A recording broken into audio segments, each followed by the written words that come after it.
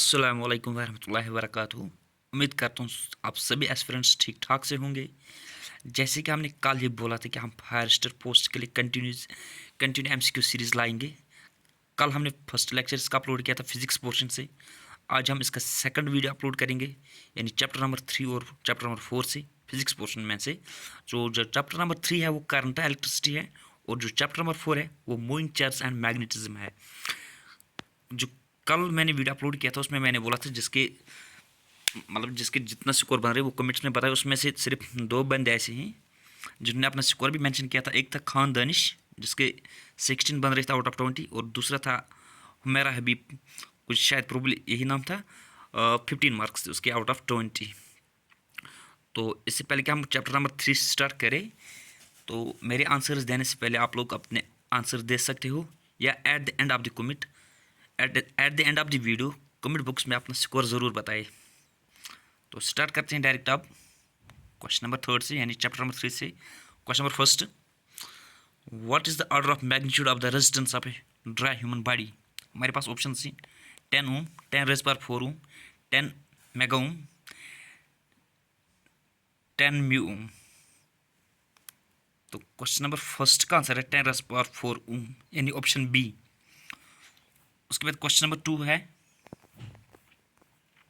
a silver wire has a resistance of 2.1 ohm at 27.5 degrees Celsius and a resistance of 2.7 ohm at 100 degrees Celsius. What is the temperature coefficient of resistivity of silver? तो ये numerical based question है। तो वैसे ये question नहीं आएगा, फिर भी मैं इसको दिखाता हूँ इसको कैसे करते हैं। अगर हम पहले देखेंगे क्वेश्चन को, टेम्परेचर T1 जो है वो 27.5 डिग्री है। उसके बाद जो रेजिस्टेंस ऑफ सिल्वर वायर है at temperature T1 at temperature T1 वो है 2.1 ओम। उसके बाद टेम्परेचर T2 जो है 100 डिग्री सेल्सियस। तो रेजिस्टेंस ऑफ सिल्वर वायर जो T2 पे है, यानी R2 इस रेजिस्टेंस जो है इसकी यहाँ पे 2.7 ओम है। तो हमें बोला कि temperature coefficient of resistivity of silver, हमें बोलना है कि हम मान के चलते टेम्परेचर कोएफिशिएंट ऑफ सिल्वर जो है उसको हम अल्फा लेती, क्योंकि इसका जो एक रिश्ता जो होता है टेम्परेचर और रेजिस्टेंस का, वो इसके रिलेट हम निकाल सकते हैं। तो हम जो टेम्परेचर कोएफिशिएंट ऑफ सिल्वर जो है जिसको हमने डिनोट किया अल्फा से, अल्फा जो खुद है वो बराबर होता है R2 - R1 divide by R1 into T2 - T1। अब हम वैल्यूज़ को पुट करेंगे, जैसे कि R2 मैंने बोला था यह है 2.7 माइनस R1 क्या है रेजिस्टेंस 1, यानी एट टेम्परेचर T1 वो है 2.1 डिवाइड बाई R1 रेजिस्टेंस क्या है R1 की 2.1। उसके बाद इंटू T2 - T1, यानी टेम्परेचर T2 - T1, यानी 100 माइनस 27.5। जब इसको हम सॉल्व करते हैं इसका आंसर निकलता है 0.0039 डिग्री सेल्सियस। इसका आंसर है, यानी ऑप्शन बी। फिर से फार्मूला बोलता हूँ, अगर किसी को समझ ना आए वो इसको अपने लेटर ऑन अटेम्प्ट भी कर सकता है। पहले टेम्परेचर T1 हम लेते हैं 27.5 degree. Resistance of silver wire जो होते हैं टेम्परेचर T1 पे वो R1 इज इक्वल टू होता है 2.1 ओम। उसके बाद टेम्परेचर T2 जो 100 डिग्री सेल्सियस क्वेश्चन में दिया गया है, resistance of silver wire eight T2 क्या है होता है, वो होता है यानी R2 होता है 2.7 ओम। उसके बाद टेम्परेचर कोएफिशिएंट ऑफ सिल्वर उसको हम डिनोट करते हैं अल्फा से, क्योंकि अल्फा का एक और रिलेशन होता है रेजिस्टेंस और टेम्परेचर से, वो अल्फा बराबर होता है R2 - R1 divide by R1 into T2 - T1। उसके बाद हमने वैल्यूज़ इनमें पुट करनी, तो वहाँ पे आंसर हमारा आता है 0.0039 डिग्री सेल्सियस। उसके बाद क्वेश्चन नंबर 3 है, the rate of flow of electric charge through any cross section of a conductor is known as. हमारे पास ऑप्शन है electric flux, electric potential, electric current, electric field. तो क्वेश्चन नंबर 3 का answer है electric current. उसके बाद question number 4 है हमारे पास, mobility is denoted by. Option first है nu, B alpha, C mu, D rho. Question number 4 का आंसर है सी पार्ट, यानी म्यू, इसको हम म्यू बोलते हैं। उसके बाद क्वेश्चन नंबर 5 है, which of the following is non ohmic resistance. Non ohmic resistance मतलब होता है जो हम लॉ को फॉलो ना करें। हमारे पास option C lamp filament, option B है कॉपर वायर, ऑप्शन सी है कार्बन रजिस्टर, ऑप्शन डी है डायोड। तो क्वेश्चन नंबर 5 का आंसर है डायोड, यानी ऑप्शन डी। उसके बाद क्वेश्चन नंबर 6 है यूनिट ऑफ कंडक्टेंस इज, हमारे पास ऑप्शन जी डाइन, साइमन, ओम, वोल्ट्स। तो क्वेश्चन नंबर 6 का आंसर है साइमन यानी ऑप्शन बी।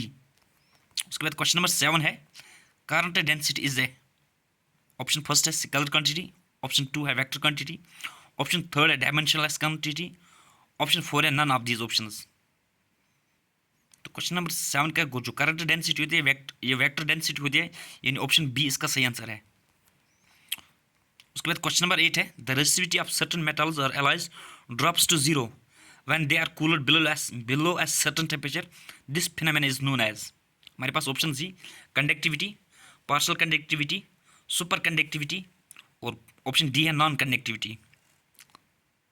तो इसको हम सुपर कंडक्टिविटी बोलते हैं। क्वेश्चन नंबर 8 का आंसर आएगा पार्ट सी। उसके बाद क्वेश्चन नंबर 9 है स्टेट ट्रू और false, the total resistance in the series combination is more than the greater resistance in the circuit. तो इसका आंसर है ट्रू यानी ऑप्शन फर्स्ट। उसके बाद क्वेश्चन नंबर 10 है the opposition offered by the electrolyte of the cell to the flow of current through itself is known as external resistance, internal resistance, non-resistance, none of these options। तो इसका answer आएगा internal resistance यानी part 2 यानी part B.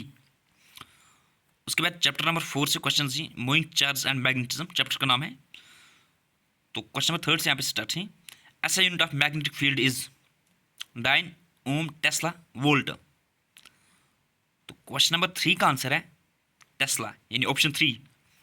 उसके बाद question number 4 है when the charged particles move in a combined magnetic and electric field then the force acting is known as, options हमारे पास है centrifugal force, centrifugal force, Lorentz force, orbital force.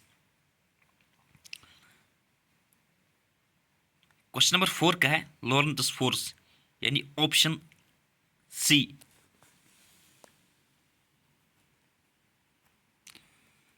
उसके बाद question number 5 है magnetic field at any point inside the straight solenoid is given by, हमारे पास option C B is equal to mu 0 plus n I, B is equal to mu 0 plus n I plus I, B is equal to mu 0 divide by n I, B is equal to mu 0 n I.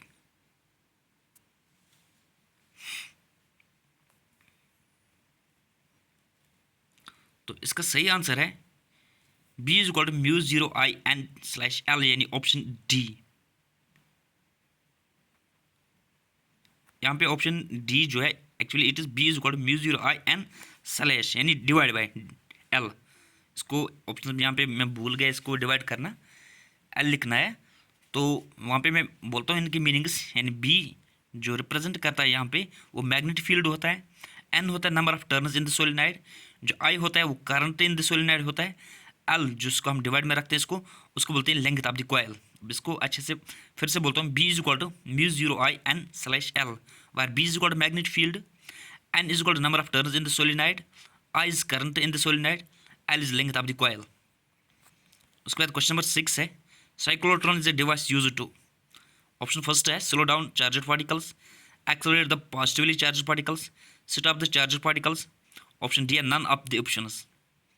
तो इसका cyclotron का एक device है उससे हम क्या कर सकते हैं, इसका आंसर है option B accelerate the positively charged particles यानी पार्ट बी। उसके बाद क्वेश्चन नंबर 7 है 1 gauss is equal to 10 raised power 4 tesla, 10 raised power minus 4 tesla, 10 raised power 2 tesla, 10 raised power minus 2 Tesla.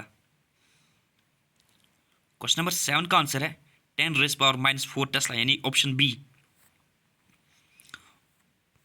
उसके बाद क्वेश्चन नंबर 8 है state true और false, a cyclotron is a device used to accelerate uncharge particles like neutrons, option first है true, option B है false. अभी ऊपर ये cyclotron वाला क्वेश्चन हमने पढ़ा था कि ये क्या एक्सेलरेट करता है, तो वही से अगर आप लोगों ने अभी वो पढ़ा है तो इसका यहाँ पे आप इजीली आंसर दे सकते हो। तो इसका आंसर है फॉल्स। उसके बाद क्वेश्चन नंबर 9 है Lorentz force is given by the formula, हमारे पास ऑप्शन जी F is equal to q into v plus B plus E, F is equal to q into v minus B minus E, F is equal to q into v into B into E, F is equal to q into v into B plus E. तो इसका सही answer है F is equal to q into E plus V into B, यानी option D.